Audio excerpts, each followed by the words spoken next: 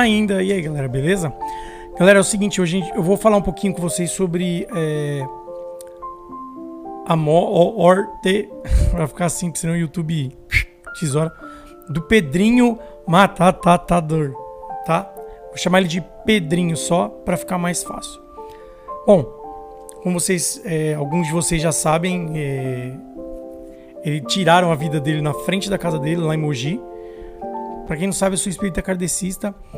E esse canal é um canal de análise, onde eu faço análise de vídeos supostamente sobrenaturais e eu uso meu conhecimento técnico em edição de vídeo e a minha formação em fotografia para dar a minha opinião sobre as supostas aparições, manifestações e equipamentos sobrenaturais. Beleza? Falando sobre a visão espírita, Pedrinho é um cara que tirou a vida de muitas pessoas, né? Por volta de 100 pessoas aí declaradas, né? Talvez tenha mais ou às vezes tem até menos. Mas ele tomou o personagem dele, não que ele seja um personagem, mas vamos dizer assim, o personagem tomou uma grande repercussão. Ele chegou aí em podcast e tal, e ele contava as coisas que ele fazia, como ele fazia, né? Teve a questão do pai dele também, que dentro da cadeia ele foi lá, ceifou, né? A vida do pai, arrancou, né, o coração, deu uma mordida e jogou fora. Então, assim, e a história dele é bem complexa desde criança, né?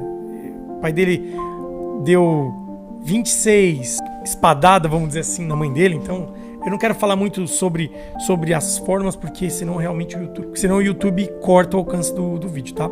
Mas enfim, então assim, ele era um cara que agia muito por, digamos assim, vingança. Então ele dizia que ele gostava muito de tirar a vida das pessoas que não mereciam estar vivas, né? Pessoas ruins. Ele gostava de fazer isso, né? Então, ele tinha essa personalidade, assim, de, vamos dizer assim, justiceiro.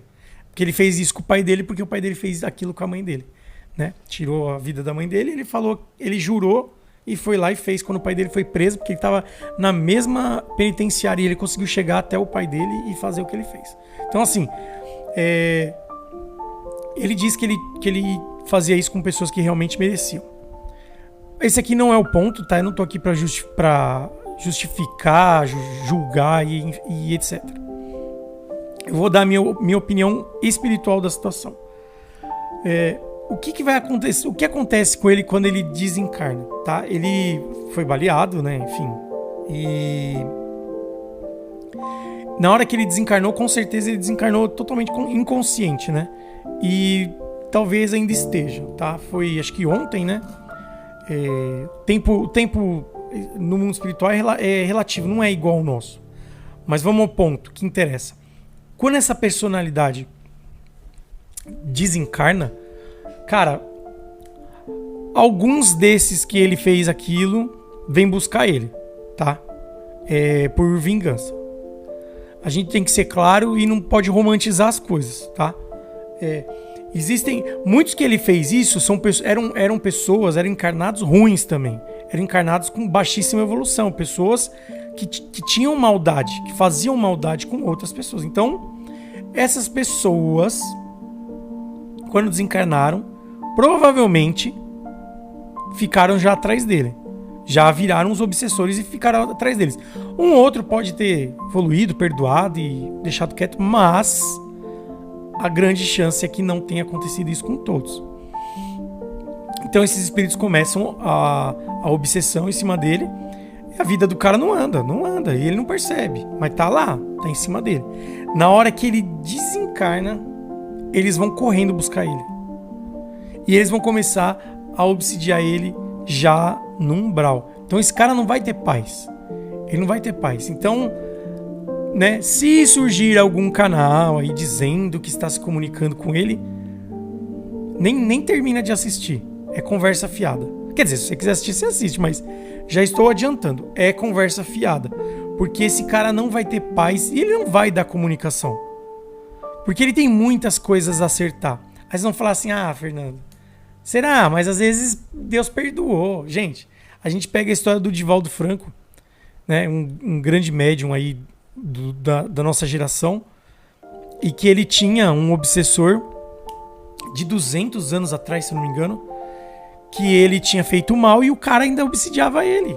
Ele já tinha reencarnado e o espírito ficava atrás dele. E ele como médium, ele via. E ele conversava com o cara. E o cara ficava atrás dele. O cara queria ceifar ele de qualquer jeito. E é uma dívida de 200 anos. Então, vocês imaginem quantos não estão atrás dele nesse momento, obsidiando ele. E muitas vezes eles participam, muitas vezes não, provavelmente eles participaram de toda essa ação aí até o resultado final, que foi esse atentado contra ele, tá? Eles estavam ali com certeza participando, influenciando essas pessoas. Não sei o que aconteceu, também não vamos levar essa questão, que também não é de interesse nosso, né? Tem que investigar lá e descobrir o que aconteceu. Não é nosso papel, né? O intuito é falar sobre a questão espiritual, né? Por exemplo, você pega aquele xarope da Alemanha, que eu não quero falar o nome, que fez tudo aquilo com os judeus. Vocês acham que esse cara tem paz?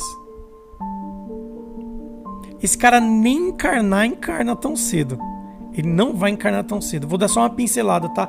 Não vou entrar muito a fundo, mas esse cara não vai encarnar. Esse cara vai demorar muito tempo para encarnar.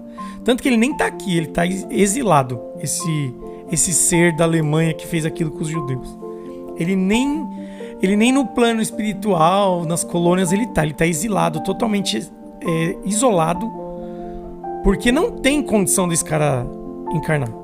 Vocês imaginam aqueles milhões que desencarnaram por causa desse cara, que ainda não conseguiram reencarnar, que estão no processo de ódio, de mágoa, de raiva, de fúria, e esse cara encarna?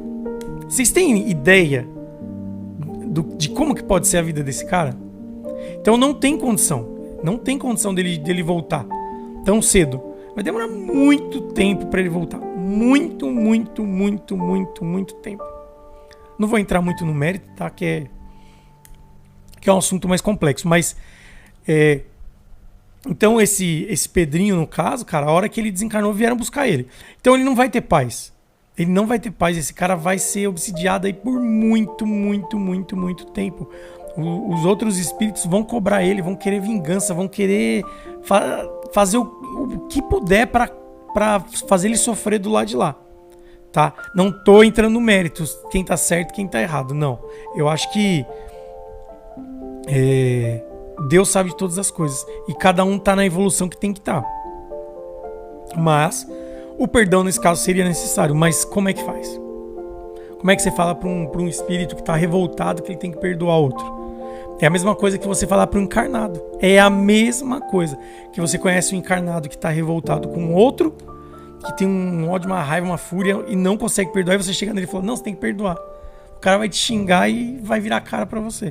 É a mesma coisa, se você chegar lá, chegar num lugar que você sabe que tem, ou um médium chega lá e fala, amigão, a melhor coisa que você faz é perdoar. O espírito vai dar risada e vai embora. Nem vai dar bola. Tanto que o espírito que obsidiava o Divaldo, tem no filme do Divaldo, acho que é Divaldo, Mensageiro da Luz, Mensageiro da Paz, alguma coisa assim. O obsessor dele só consegue se desligar um pouco dele quando descobre que a mãe dele, a mãe desse espírito, reencarnou e foi levada pro Divaldo cuidar dela. O Divaldo ajudar na criação dela.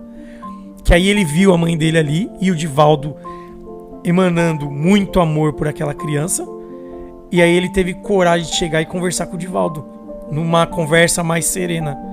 E aí Divaldo fala pra ele que, me perdoa, irmão, essa dívida é de 200 anos, hoje eu sou outra pessoa.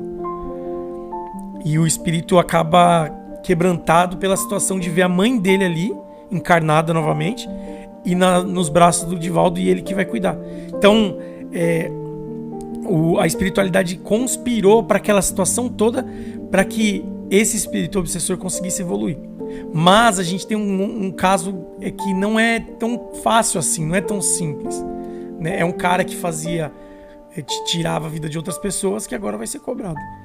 Então, se vocês verem algum canal falando que falou com ele, gente, não falou com ele porque esse cara nem tempo pra conversar vai ter. Com certeza. Infelizmente. Eu rogo que Deus tenha misericórdia desses espíritos e que eles consigam, de alguma forma, perdoar. Eu sei que não é fácil, mas é a única coisa que a gente pode fazer, né? É o que está ao nosso alcance. É orar e pedir para que eles tenham, para que a bondade e o amor de Deus entre no coração desses espíritos, porque esse cara não vai ter paz. Isso acontece, gente, com todo mundo que faz isso com outras pessoas, tá? Sei lá, o cara faz isso, né? E depois acontece com ele. Muito provavelmente esses espíritos vão, não todos, mas alguns vão vir e vão vir com força, beleza? É um assunto bem ruim, né, de falar, não é legal, mas eu acho interessante falar pra vocês, até mesmo pra precaver vocês de possíveis fraudes aí que possam aparecer, beleza? É isso aí, gente. É isso aí, não tem mais nada pra falar.